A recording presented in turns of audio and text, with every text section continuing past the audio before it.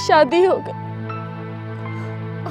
और अम्मी भी जल्दी चली गई और मैं बिल्कुल अकेली रह गई। नहीं बेटा नहीं, अब तुम अपने आप को अकेली मत समझो। अब मैं आ गया हूं ना, सब ठीक हो जाएगा, सब ठीक हो जाएगा।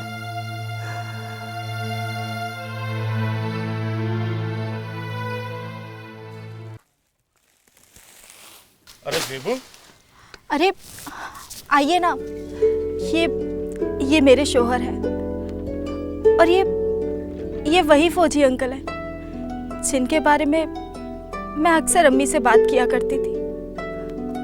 आज मुझे नई जिंदगी इन्हीं की बदौलत मिली है।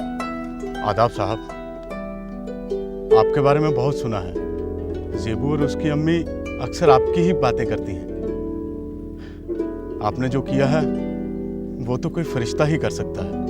नहीं नहीं, ऐसी कोई बात नहीं। मैं तो बस एक जरिया हूं, करने वाला तो वही है। ज़ेबू, साहब के लिए चाय तो बना के ला। जी नहीं नहीं, चाय की कोई जरूरत नहीं, फिर किसी दिन आके पी लूंगा। अच्छा बेटा ज़ेबू, मैं चलता हूँ। कल तुम किसी वक्त मेरे बंगले पर आ जाना, देखता हूँ तुम्हारे लिए क्या कर सकता हूँ। अच्छा बेटे।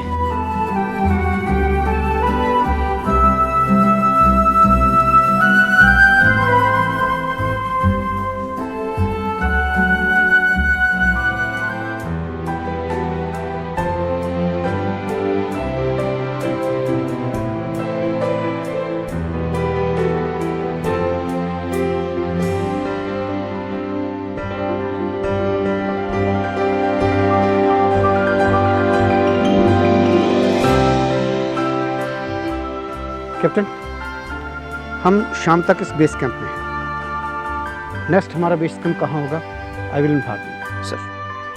सर, ज़ेबू नेसा से मुलाकात कैसी रही? बहुत अच्छा लगा कैप्टन, लेकिन उसकी हालत देखकर बहुत अफसोस हुआ मुझे। मैं उसके लिए कुछ करना चाहता हूं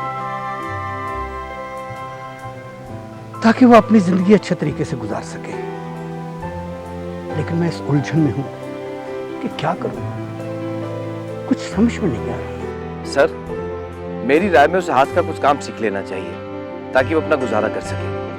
मैं सद्भावना की एक वर्कर को जानता हूं जो इस मामले में हमारी मदद कर सकती है। गुड कैप्टन, सद्भावना हमारी मदद कर सकता है।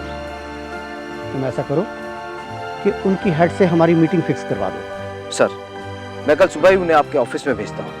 नहीं, तुम ऐसा करो कि कल दोपहर के बाद उन्हें मेरे घर पर चाय की दावत दे दो। जी, as you please sir. Sir,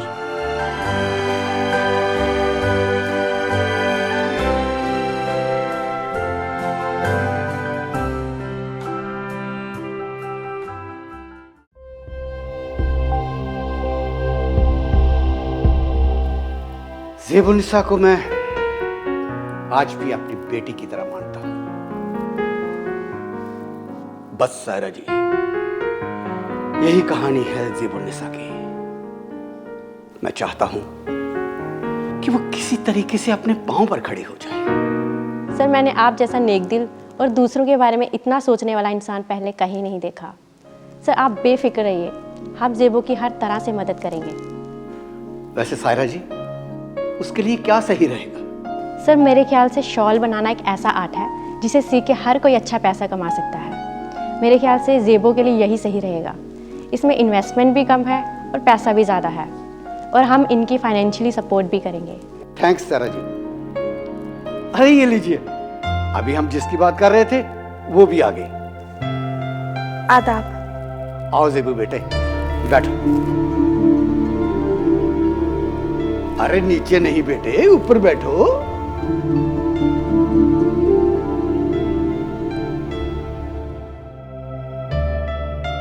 इनसे मिलो।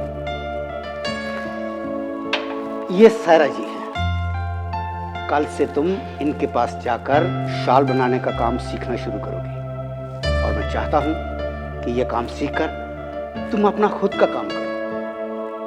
फौजी अंकल, मैं तो अनपढ़ हूं ना, और फिर खुद के काम के लिए पैसा कहाँ से आएगा? ये सोचना तुम्हारा काम नहीं है, तुम बस दिल लगाकर काम सीखो। पर फौजी अंकल, वो मेरे शौहर, वो तो कभी नहीं मानेंगे। तुम उसकी चिंता मत करो, उसे मैं समझा दूंगा। आखिर तुम्हें अपने बच्चों के भविष्य के बारे में भी तो सोचना है। सायरा जी, ज़ेबो अब आपकी जिम्मेदारी है। You please don't worry sir. Zebo, तुम बहुत खुशकिस्मत हो जो तुम्हें ऐसे फौजी अंकल मिले।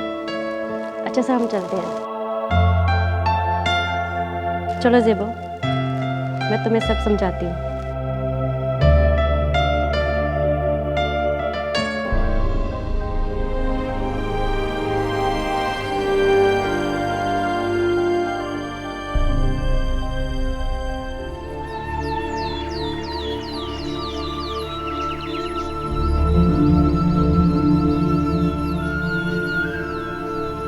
सुनो जी, मैंने खाना बना दिए और ये आपके कपड़े।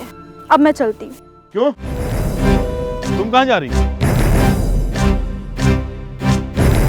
मैं कुछ पूछ रहा हूँ। वो मैं काम सीखने जा रही हूँ जो फौजी अंकल ने मेरे लिए। देखो जब्बू, बस अब और नहीं। एक बार कह दिया कि तुम घर से बाहर नहीं जाओगी तो नहीं जाओगी। पर आप ऐसा क्यों कह रहे हो? फौजी अंकल हमारे लिए इतना कुछ कर रहे हैं और आप चाहते हो कि मैं काम सीखना बंद कर दूं? मैंने बोल दिया ना कि तुम नहीं जाओगी तो नहीं जाओगी। पर आज ऐसा क्या हो गया? काम करके 2 पैसे ही घर आएंगे ना? क्यों? इस घर में खाने की कमी है क्या? अल्लाह ताला की बदौलत 2 वक्त की रोटी मिल रही है ना तुम्हें। पर आज आपको क्या हो गया? आज जरूर आपको किसी ने कुछ कहा है। हमारे घर की औरतें बाहर जाकर काम नहीं करती और तुम हो के मुंह उठाकर कभी इधर जाती हो कभी उधर जाती हो। लोग तरह तरह की बातें करते हैं। आज उस फौजी को हाथ का सब। सुनो तो सही। या अल्लाह, सब ठीक रखना।